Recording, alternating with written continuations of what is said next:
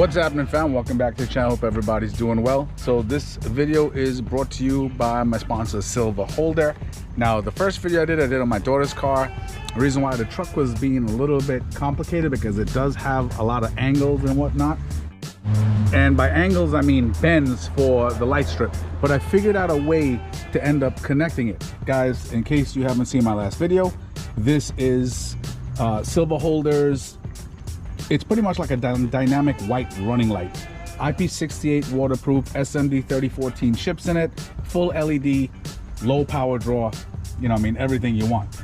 Now, on my daughter's car, it is so nice, and I wanted to do it on my truck as well because I do have custom grills and stuff like that, light bars and stuff in my truck, and this is just another piece of icing on the cake, you know what I'm saying? But I figured out a way to do it because on my truck you have this rubber padding over here. So what I'm gonna do is I'm gonna tuck this right in between the padding and the hood, so when it comes down, the strip is not gonna hit this part of the grill or touch it and look ridiculous, but it's gonna be nice and tucked in, sandwiched in the middle of this piece right here, if you understand what I'm saying. And I took a pen and marked the center, it's covered by the tape, and lined it up with this bad boy right here. Also, what I wanted to show you was I did the legwork for you. I got a 2016 Ram Sport.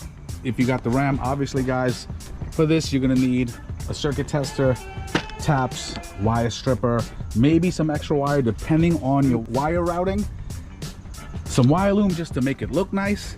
Guys, with this LED strip, they come with an inline fuse, which is awesome. So if anything was to happen as far as like a power surge or anything, the fuse is gonna blow and not the strip or anything else.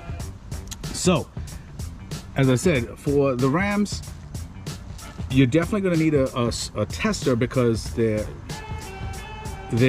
how do I put it, their fuse box is a little bit of an annoyance. So to take the fuse box completely out, you have one clip here, and two in the back. Once you remove those, you can lift the fuse box like this.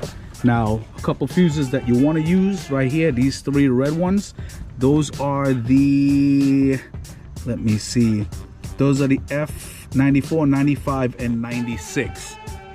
The F94 you don't want to use because this has power when the car is actually off. The F95 and F96 fuses, even these 25 amp fuses right here, they only have power when you turn the ignition on. Well, I only want this to light up when I actually put the ignition in run right before I start it, if you get what I'm saying. So, and what I did was I located the wire right under here, this pink one with this yellow stripe. There's a lot of pinks with the yellow stripe, but it's right next to this big blue one right here, and that actually works.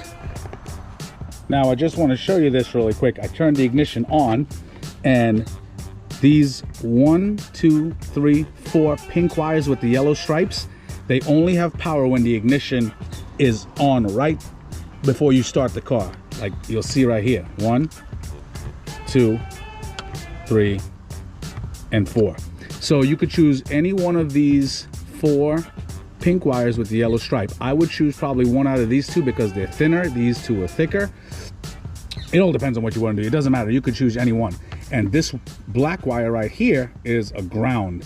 So that's actually perfect. So you could just tap in right there for power and ground and you're straight.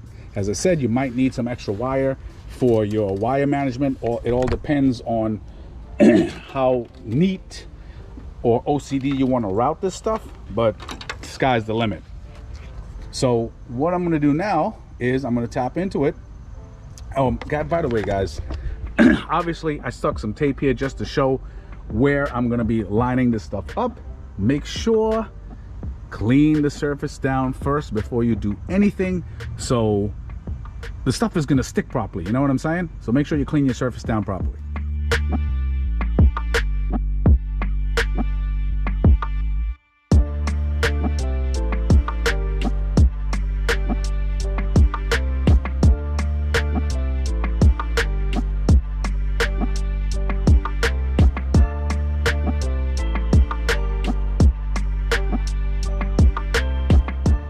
All right, guys, just finished up. It was starting to drizzle, but it stopped for a sec. I gotta say, out of many companies I've used, normally, like for my lighting strips, I would normally have to use my own 3M tape.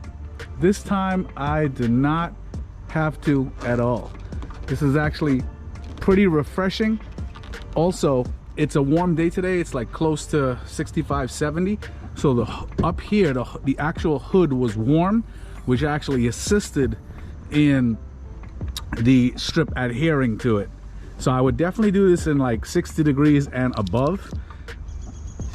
Got my wire loom right here, ran it up here.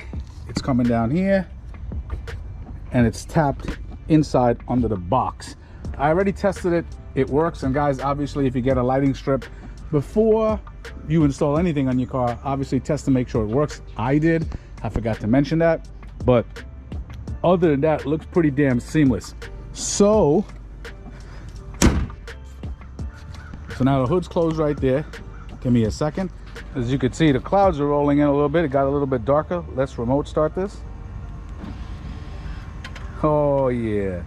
There you go. There we go. Yes. And it works. Gotta love it, man. Gotta love it. Looks so good. So tonight, it'll actually probably look a lot better at night as well, along with my grill lights. You got my running lights and my fog lights down there. And you can't get better than that. Looks freaking fantastic. Guys, you know what to do. Definitely like, subscribe, comment. Let me know what you think. I'll be back later just to show you a quick demonstration. All right, guys, we are back at night. I'm gonna remote start this real quick. It's gonna come on bright, then I'm gonna lower the exposure so you can actually see it. But as I said, it's pretty damn bright.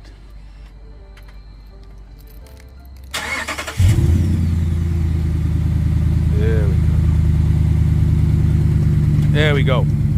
I lowered the exposure nicely so you can see what's going on. It looks pretty nice, man. I really like it. It looks super seamless. But anyway, guys, you know what to do. Definitely like, subscribe, comment. Let me know what you think. Thank you so much. And I will talk to you guys soon.